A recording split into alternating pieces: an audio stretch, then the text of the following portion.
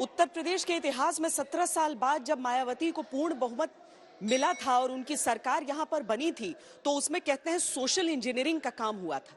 किस तरीके से उस दौर में जो ब्राह्मण समाज था वो निकलकर बीएसपी के समर्थन में आ गया था और 17 साल में पहली बार किसी सरकार को पूर्ण बहुमत मिला था। एक बार फिर प्रयास वही यहां पर हो रहे हैं, लेकिन क्या नाराजगी इतनी है कि ब्राह्मण समाज के वोट इतने बिखरेंगे?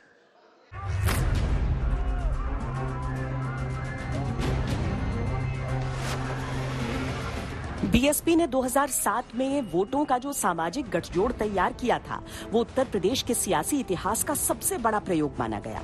अनुसूचित जातियों के साथ ब्राह्मण वर्ग का समर्थन बीएसपी को उन चुनावों में मिला था। पार्टी 2007 के जादू को 2022 में रिपीट करना चाहती है।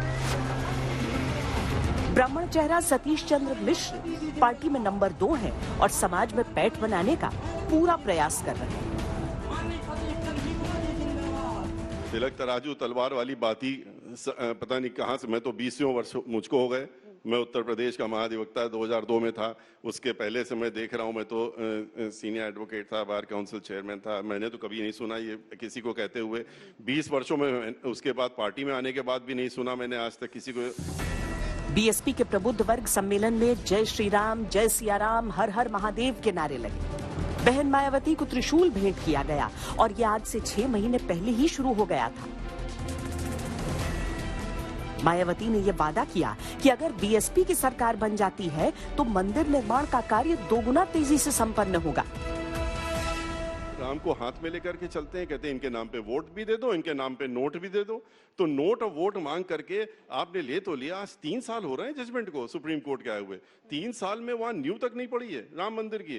तो राम के नाम पे वोट मांग रहे हो, कम से कम उनको तो धोखा नहीं देना चाहिए इनको। हम तो गए थे 23 तारीख को अयोध्या, इसीलिए गए थे। हम गए थे देखने के लिए कि शायद राम मंदिर बन गया होगा, क्योंकि आप यहीं ताज में हैं, बगल में ही यहाँ पर स्मारक है। आपने देखा डॉक्टर अंबेडकर स्मारक है, आप एयरपोर्ट से आए हुए मानवर काशीराम जी का स्मारक है।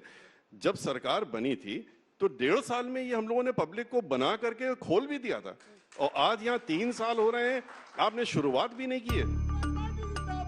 पर क्या ब्राह्मण बीएसपी के पास वापस लौटेंगे? खासकर तब जब 2007 के अलावा दूसरा कोई और चुनाव ऐसा नहीं रहा जब ब्राह्मणों ने बीएसपी के लिए वोट किया हो।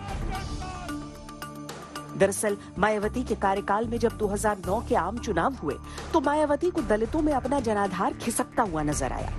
तब तमाम ब्राह्मणों पर SC/ST एक्ट के तहत मुकदमे भी दर्ज हुए। 68 ब्राह्मण पब्लिक प्रोसिक्यूटर्स को बर्खास्त करके अगले ही दिन जब फिर नियुक्ति की गई, तब सूची में 20 दलितों का नाम रहा और 68 की जगह 18 ही ब्राह्मणों की नियुक्ति वापस हुई। कैसी पार्टी में जाए उसका सम्मान नहीं होता है। बस वोट, जब तक वोट पड़ेगा तब तो सरकार नहीं बनती, तब तक सम्मान होता है उसका। बाकी चाहे सपा हो चाहे बसपा हो, कोई भाजपा में गिना जाता है कि भाजपा की पार्टी ब्राह्मणों की है, तो वो अपने घर में है, घर में ही रहेगा। वो अपने घर में स्थान पे है। बात सिर्फ बीएसपी की नहीं है, समाजवादी पार्टी भी ब्राह्मण वोटों की अपनी हिस्सेदारी लेने को व्याकुल है। पार्टी ने ब्राह्मणों को प्रसन्न करने के लिए भगवान विष्णु के आवेश अवतार भगवान परशुराम का आह्वान किया और पूर्वांचल एक्सप्रेसवे से सटे गांव में 68 फीट ऊंचे भगवान परशुराम के फरसे का अनावरण किया। हालांकि 8 दिन के अंदर फरसा धाराशायी हो गया और बीजेपी को तंज कसने का मौका मिल गया। कल मैंने देखा श्री अखिलेश यादव जी भगवान परशुराम की प्रतिमा लगा करके पूजा कर रहे हैं। जो राम जी का नहीं हुआ वो परशुराम भगवान का होगा क्या?